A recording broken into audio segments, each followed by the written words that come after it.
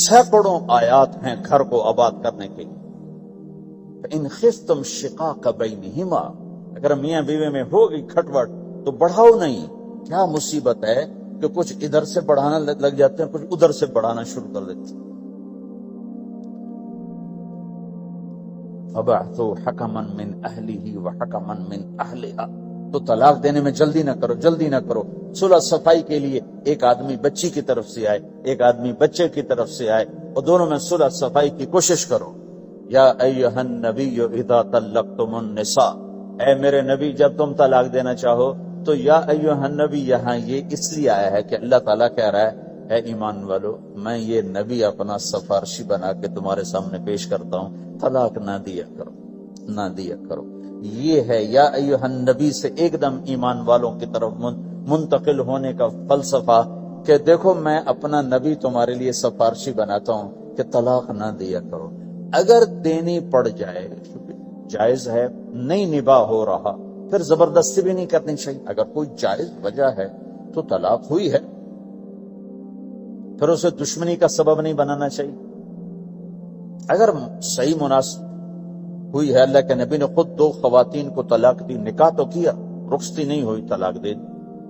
اللہ کے نبی کی بیٹیوں کو طلاق پڑی، حضرت ام کلثوم، حضرت رقیہ رضی اللہ عنہ دونوں کو طلاق دی گئی. ابو لہب کے بیٹوں نے طلاق دی. آپ نے حضرت حفصہ کو طلاق دینے کا ارادہ کیا تو عمر رضی اللہ عنہ کو پتہ چلا، بڑے غمگین ہوئے. تو جبریل آ گئے، یا رسول اللہ، اللہ تعالیٰ فرما رہے ہیں حفصہ کو طلاق نہیں دے سکتے، یہ آپ کی دنیا کی بیوی بھی ہے، جنت کی بیوی بھی ہے. کہ عمر کے دل شکنی ہو رہی. تو ایک گھر باقی رہے اس کے لیے سینکڑوں آیات اللہ تعالیٰ نے اتاری، اور ہمیں کہا عاشروہن بالمعروف، اپنی بیویوں کے ساتھ اچھا سلوک کرو.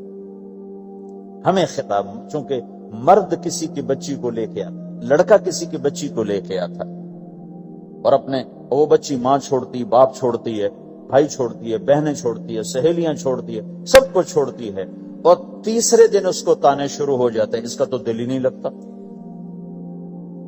اور پہلے دن اپنی بیوی کو نصیحت دی جا رہی تھی، میری ماں کی خدمت کرنی ہے، میری کر نہ کر، میری ماں کی کرنی ہے، میرے ابا کی کرنی، میری بہنوں کی کرنی، کسی کے سامنے تم نے بولنا نہیں، کسی کے سامنے اف نہیں کرنا.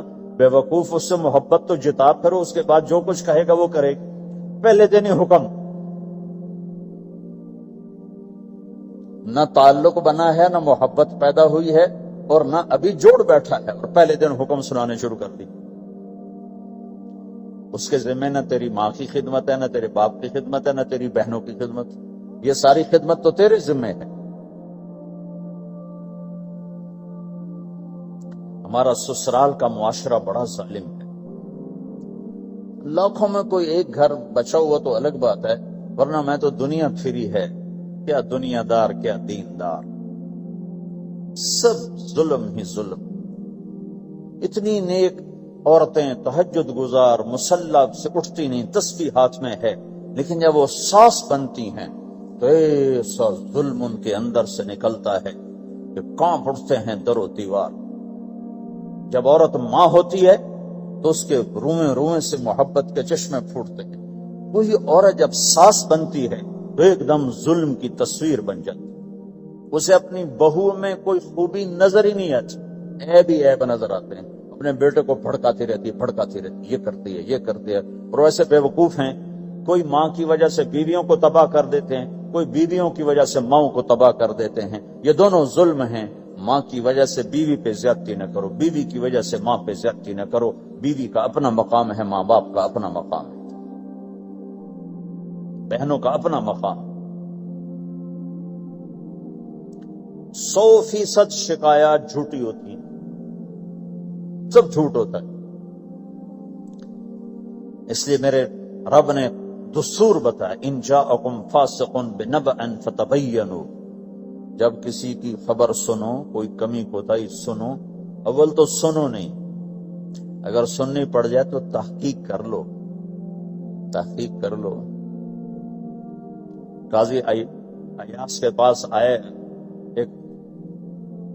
ایک شخص آیا روتا ہوا، ہائے مر گیا، ہائے مر گیا۔ تو ان کے ساتھ ایک آدمی بیٹھے تھے، کہنے لگے حضرت اس کا قضیہ جلدی سے سن لیں، بیچارہ بڑا مظلوم لگتا ہے۔ کہنے لگے چپ کر، یوسف علیہ السلام کے بھائی بھی رات کو روتے ہوئے باپ کے پاس آئے تھے۔ ہر رونے والا مظلوم نہیں ہوتا، ہر رونے والا مظلوم نہیں ہوتا۔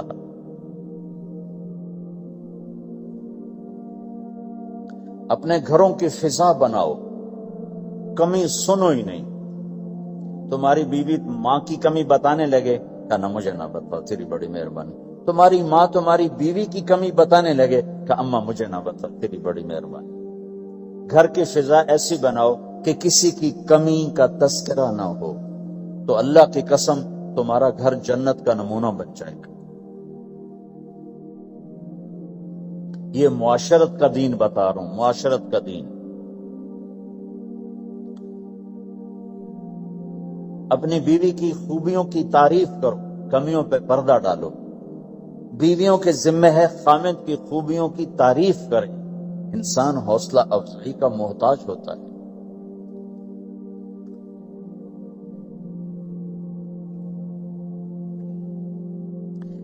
ایک بزرگ ہے اپنے کسی مرید کے گھر، تو وہاں انہوں نے کھانا کھایا، کھانا ان کو پسند ہے، کہنے لگے اپنی بیگم کو پردے میں بلاؤ۔ تو نے اپنی بیگم کو پردے میں بلایا، کہا بیٹی میں نے تیرا ہاتھ کا کھانا کھایا، بہت مزیدار تھا، اللہ تمہیں جزائے خیر دے، تم نے بہت اچھا پکایا۔ تو وہ زاروں قطار رونے لگی۔ تو انہوں نے پوچھا بیٹی کیا ہوا؟ میں نے تو کوئی ایسی بات نہیں کی۔ کہ نہیں حضرت آپ کی بات پہ رونا نہیں آیا، رونا اس پر آیا ہے کہ 30 سال سے میں اس شخص کے ساتھ رہ رہی ہوں، کبھی ایک دفعہ اس نے میرے ہاتھ کے پکے کی تعریف نہیں کی۔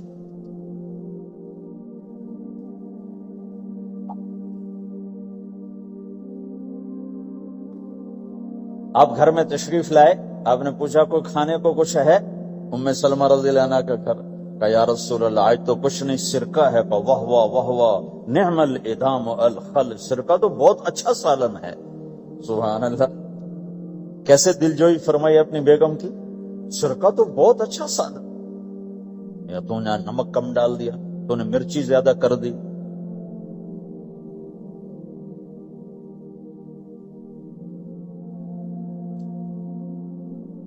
ہم رائمنڈ میں پڑھتے تھے نا، تو پکانا ہمارے ذمہ ہوتا تھا، تو ہمیں پتا کہ پکاتے ہوئے کیا گزرتی۔ 2-2 ہزار آدمی کی روٹی ہم پکاتے تھے، 5-5 بوری آٹا گوندا ہے ہاتھوں سے، اور 10-10 من کھڑے ہو کے روٹی لگائی ہے، سخت سردی میں بھی سخت گرمی میں بھی۔ سردی میں جب رات کو آٹا گونتے تھے ہم، تمہارے ہاتھ ایسے اکڑ، تم تو سردی دیکھتے ہی نہیں ہو، ہاتھ ایسے اکڑ جاتے تھے، اور صبح 4 بجے اٹھ کے روٹی پکانا شروع کرتے تھے، 2000 آدمی کی روٹی پکانی ہوتی تھی۔ تو اب کوئی آ کر کہتے انہیں کچی روٹی پکائی، تو جی دادا ایک تھپڑ اس کے منہ پہ مار، کہ 4 بجے کے ہم اٹھے ہوئے ہیں، پکا پکا برا حشر ہو گیا، کہتے کچی پکائی۔ بھائی صبر کر کے چپ کر کے کھا جا۔ مولانا الیاس صاحب رحمت اللہ علیہ ایک اپنے مرید کے گھر گئے، تو اس نے کھیر بنا کر پیش کی۔ اچھا، نمک اور چینی ایک جیسے ہوتے ہیں، وہ دیہاتی عورت سمجھ نہ سکی، چینی کے بجائے نمک ڈال دیا۔ تو انہوں نے جا سب سے پہلے مولانا الیاس صاحب کے سامنے کھیر رکھی، تو آپ نے جو چکھی تو وہ تو تھی کڑوی، کہنے کہ بھائی واہ واہ واہ واہ واہ واہ، بڑی مزے کی کھیر، ساری لیا میں اکیلا کھاؤں گا، کسی کو نہیں کھانے دوں گا۔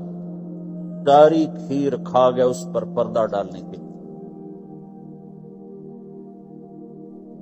وہ تو جب اس نے کہا مولانا الیاس کا بچہ ہوا تھوڑا سا، میں جب چکھا تو کڑوا گیا، ہائے مر گئی، یہ تو سارا نمک ڈالا ہوا۔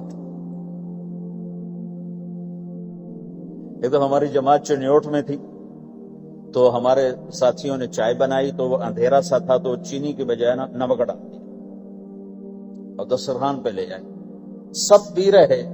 واللہ میں آنکھوں سے دیکھا بتا رہا ہوں، مولانا الیاس کا تو سنا بتا رہا ہوں، کسی ایک نے نہیں کہا کہ یہ کڑوی ہے، چپ کر کے پی رہے، چپ کر کے پی رہے، کسی ایک نے نہیں کہا۔ باہر ایک دیہاتی کھڑا تھا، تو میں نے اس کا چاچا آتے نو چاہ پی ماما. وہ آ گیا. اس نے پہلا گھونٹ بھرا ہوئے تھا کوڑی ہے. اس نے بانڈا پھوڑ دی. پھر سارے ساتھی ہنس پڑے کہ چاچا ہم نے تو پردہ ڈالنے کی کوشش کی تھی خدمت والوں پر تو نہیں پردہ چاک کر دیا, بانڈا پھوڑ دیا. کیا خوبصورت تربیت. 8 سال ہم نے دیگیں پکائی ہیں اور روٹیاں پکائی ہیں رامین میں پڑھتے ہوئے. تو پکانے والا کتنا کھپتا ہے. مفتی زین العابدین صاحب رحمت اللہ علیہ ہمارے بزرگ بڑے نفیس, تو وہ روٹی بڑی نفیس کھاتے تھے. تو ان کے لیے مجھے فرمایا روٹی تو بنا. اب میں ڈر رہا تھا کہ پتہ نہیں مفتی صاحب کو پسند نہ آئی تو کیا بنے گا. حوصلہ افزائی کتنی ضروری چیز. اب وہ میں روٹی ناشتے میں لا کے رکھی اور اللہ کا فضل, اب تو خیر بھول بھلائیاں ہو گیا ورنہ بہت نفیس روٹی میں بناتا تھا. ایک دفعہ میں گھر میں تھا تو رمضان کا مہینہ تھا, تو کسی کی آنکھ نہیں کھلی, گرمیوں کا رمضان, تو میری آنکھ کھل گئی. تو سب سوئے پڑے, نوکر بھی گھر والے بھی. تو میں نے کسی کو نہیں اٹھایا, چپ کر کے جا کے پرات اٹھائی اور روٹیاں پکانی شروع کر دی. جب ساری روٹیاں پک گئیں, آخری پیڑا میرے ہاتھ میں تھا تو میری بڑی بہن کی آنکھ کھل گئی. اس نے دیکھا تو میں روٹیاں پکا رہا. وہ تیرا بھلا ہو جاوے, ایک ایک کی تھا. میں کہا روز تم پکاتی ہو, آج میں پکا کے دے رہا ہوں, اس میں کیا. تو میں نے روٹی پیش کی نا, تو مفتی صاحب نے 1-2 لقمے آئے تو میں وہ کھڑا سے کام رہا, پتہ نہیں اب کیا کس نے پکائی ہے. میں نے کہا جی میں نے پکائی. ماشاءاللہ بہت اچھی پکائی. تو میرا دل اتنا بڑا ہو. حوصلہ افزائی کرنا, برائیوں کو. ہماری معاشرت کیا ہے, 100 خوبیوں میں سے ایک کمی کو نکال کے پکڑ لینا اور 100 پہ کاٹا. 100 نظر نہیں آتی, ایک کمی کو پکڑ کے اسے اچھال رہے اچھال رہے اچھال رہے اچھال رہے اچھال.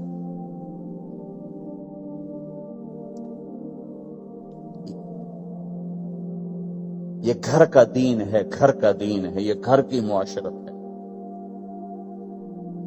ایک دوسرے کی حوصلہ افزائی ہو, اس سے دل بڑھتا ہے, دل بڑا ہوتا ہے. حضرت عائشہ رضی اللہ عنہ چھوٹی عمر کی ہیں, تو آپ جہاد سے واپس آ رہے ہیں, جہاد سے. تو آپ نے صحابہ سے کہا آگے چلے جاؤ سارے. سب آگے چلے گئے اور نظروں سے غائب ہو گئے.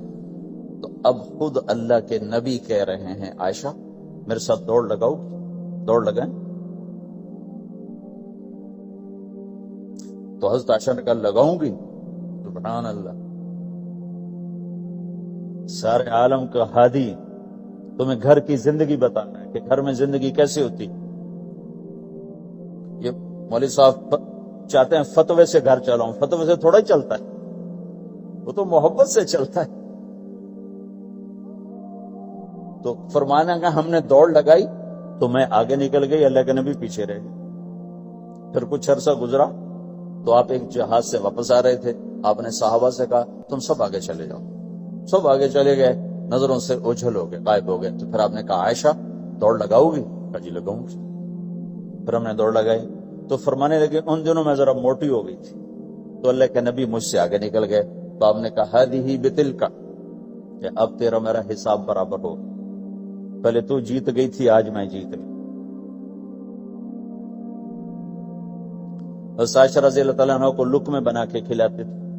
بڑی بڑی بوٹیاں کھانے کا رواج تھا عربوں میں, بڑی بڑی بوٹیاں بناتے تھے, چھوٹی چھوٹی بوٹی نہیں ہوتی. تو حضرت عائشہ رضی اللہ عنہ نے مثلا بوٹی اٹھائی, کبھی کبھی گھر میں مہینے میں 1-8 دفعہ گوشت بنتا تھا, تو آپ بوٹی اٹھا کر ایسے کھاتی نوچتی. تو ساری تو ایک دم کھائی نہیں جاتی, تو رکھ دیتی تھی. تو اللہ کا نبی وہی بوٹی اٹھاتے تھے اور حضرت عائشہ کو دکھا کر جہاں سے انہوں نے کھایا ہوتا تھا وہاں سے کھاتے تھے. جب عائشہ رضی اللہ عنہ پانی کا پیالہ اٹھاتی اور پیتی, وہ پہلے بھی بڑے ہوتے تھے, ایسے چھوٹے گلاس نہیں ہوتے تھے, تو وہ پیتی تو جب رکھ دیتی تو اللہ کا نبی پیالہ اٹھاتے, جہاں اما عائشہ کے ہونٹ لگے ہوتے تھے وہاں ہونٹ لگا کے پانی دکھا کے یہ کرتے تھے. یہ بتا رہے ہیں اظہار محبت رشتوں میں بہت ضروری ہے. اظہار ضروری، بھائی کو بتاؤ میں تیرا بھائی ہوں، اس کے سامنے اظہار محبت ضروری ہے، بیوی سے اظہار محبت ضروری ہے، بیوی کا خاوند سے اظہار ضروری ہے، ماں باپ سے اظہار ضروری ہے۔ یہ سارے وہ رشتے ہیں جن کو میرے نبی نے قرآن سنو ماں باپ کے لیے، وَخْفِضْ لَهُمَا جَنَاحَ الذُّلِّ مِنَ الرَّحْمَةِ وَقُلْ رَبِّ ارْحَمْهُمَا كَمَا رَبَّيَانِي صَغِيرًا۔ ہاں، ماں باپ کے لیے اپنے پر پھیلا دو، پر بچھا دو۔ کیوں بھائی؟ انسان کے پر ہوتے ہیں یا بازو ہوتے ہیں؟ کیوں جی؟ بولو بھائی، باجو، تمہاری گجراتی میں بولوں نا، باجو، باجو ہوتے ہیں نا، پر تو نہیں ہوتے نا۔ لیکن اللہ کہہ رہا پر بچھا دو، اپنے ماں باپ کے لیے پر بچھا دو۔ پر بچھانے کا کیا مطلب؟ میں بتایا کرتا ہوں کہ اس آیت کو کسی تفسیر سے میں نہیں سمجھا، نہ کوئی تفسیر والا یہ تفسیر کی طرف جائے گا۔ یہ جو میرا کالج کا ایک دور ہے، ایک تبلیغ کا دور ہے، کالج دور میں جب ہمارے گاؤں کے قریب دریائے راوی ہے، اس کے کنارے جنگل تھا بہت بڑا، اس میں ہم شکار کھیلنے جاتے تھے، ایک ایک ہفتہ جنگل میں پڑے رہتے تھے، تو ساتھ کھانے کا سامان، ساتھ سارے حشم خدم، اور ایک ایک ہفتہ ہم شکار کھاتے، تو وہ تیتر کو لگتا تھا نا چھرا، وہ چھرے لگتے تھے تو گرتا تھا، تو یوں اس کے پر یوں ہو جاتے تھے، میرے آنکھوں کے سامنے وہ تیتر نظر آ رہے ہیں، وہ یوں ایسے گرتے تھے اور یوں گردن ٹیڑھی ہوتی تھی، اور اس کا مطلب یہ ہوتا تھا کہ اب میں تیرے بس میں ہوں، ذبح کر یا چھوڑ دے، میرا بس ختم۔ تو آئے ہائے قربان جاؤں قرآن کی خوبصورتی پر، میرا رب کہتا ہے اپنے پروں کو بچھا دے ماں باپ کے آگے، جیسے زخمی پرندہ تیرے آگے بچھ جاتا ہے، کہ ذبح کر دو صاحب، بھون کے کھا یا کباب بنا کے کھا، اب تیرے حوالے ہوں، ایسے ہی ماں باپ کے آگے یوں ہو جا۔ کیا خوبصورت تعبیر کی، لا تقل لهما اف، اون بھی نہ کر۔ آپ نے فرمایا کاش میرے والدین ہوتے، تمنا کی، 2 مہینے کے تھے ماں کے پیٹ میں تو باپ کا انتقال ہو گیا، یا اور نہیں تو میری ماں تو ہوتی، میری ماں تو ہوتی۔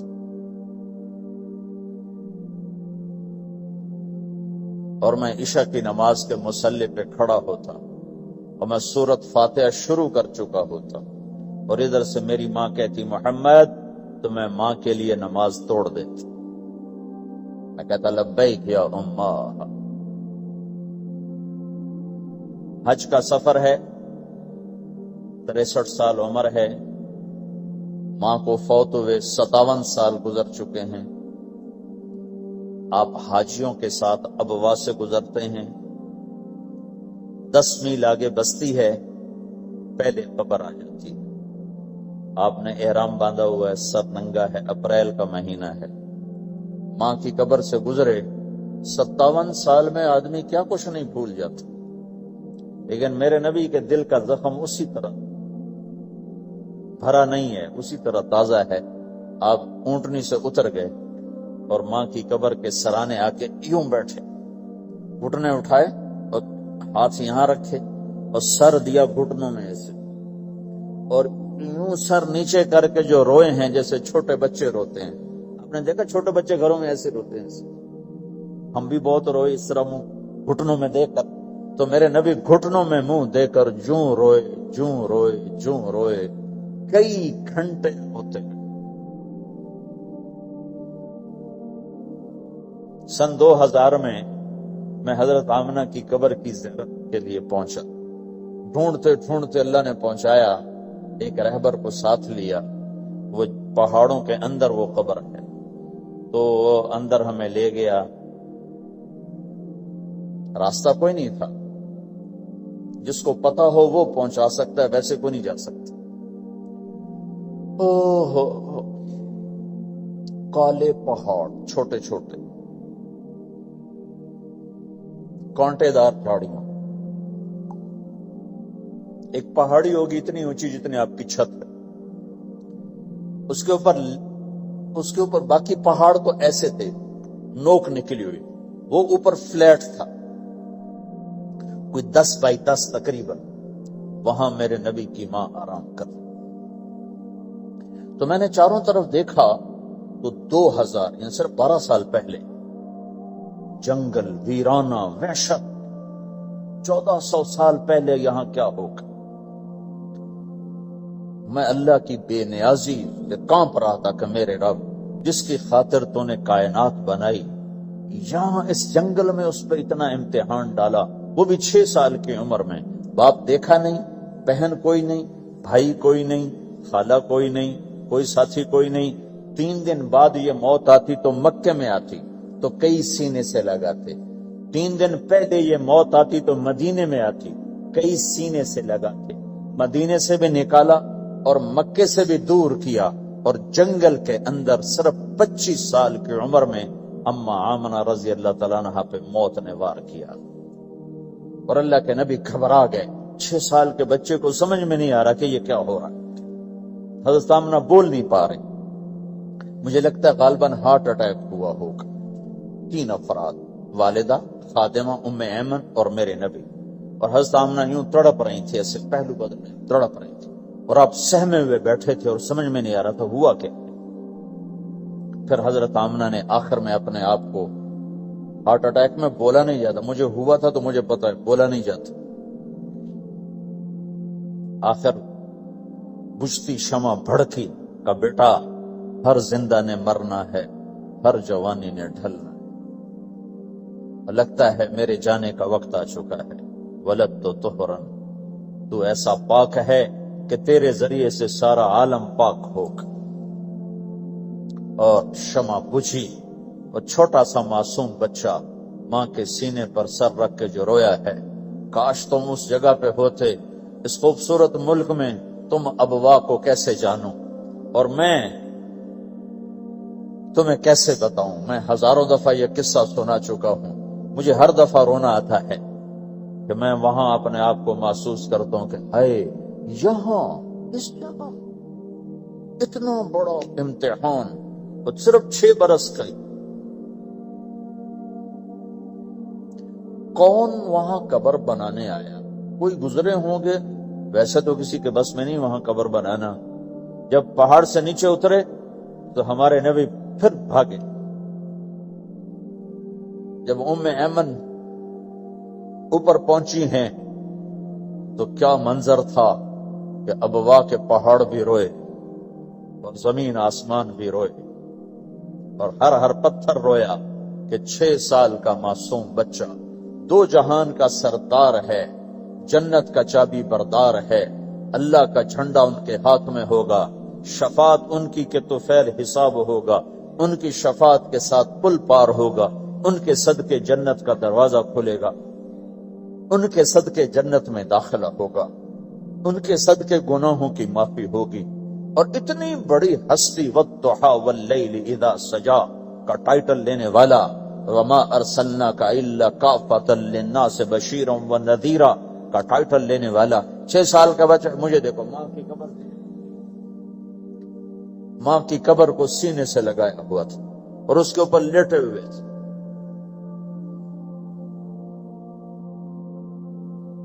جب حضرت ام ایمن پہنچی ہیں تو اللہ کے نبی کیا کہہ رہے تھے؟ اے میری ماں، تمہیں تو پتا ہے نا تیرے سوا میرا کوئی نہیں تھا. تو مجھے چھوڑ کے کہاں چلی گئی؟ تیرے بغیر کہاں جاؤں گا؟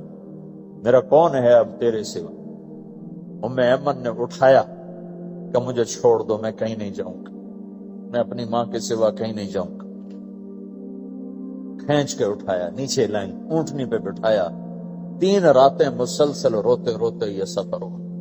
ہائے ہائے، کوئی آنسوں کو آگے کوئی خالہ نہیں بیٹھی، باپ بھی نہیں بیٹھا ہوا، بھائی بھی کوئی نہیں، بہن بھی کوئی نہیں ہے، کوئی نہیں جس کے گود میں سر رکھ کے اب یہ بچہ سوئے. تنہائیوں کے ساتھ اب بسیرا ہے. تو میرے نبی کا کھانا پینا چھوٹ گیا، کچھ نہیں کھاتے تھے سارا دن. زمزم کے پانی کے چند گھونٹ پیتے تھے اور تنہا بیٹھے رہتے تھے. تو اس پر آپ نے یہ کہا کاش میری ماں ہوتی تو میں ایسی خدمت کرتا کہ اس کے پیچھے نماز بھی توڑ دیتا۔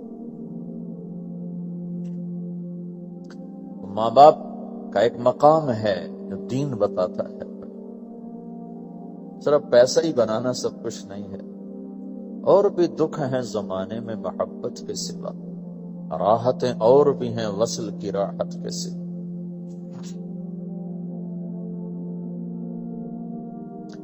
ماں باپ کا ایک مقام ہے، ان کو مقام دو، لیکن ماں کی وجہ سے بیوی پہ ظلم نہ کرو، بیوی کے عشق میں ماں پہ زیادتی نہ کرو۔ یہ گھر کی معاشرت ہے، یہ گھر کی زندگی ہے۔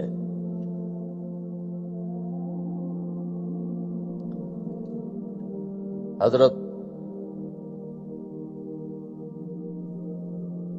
نعمان بن حارثہ بن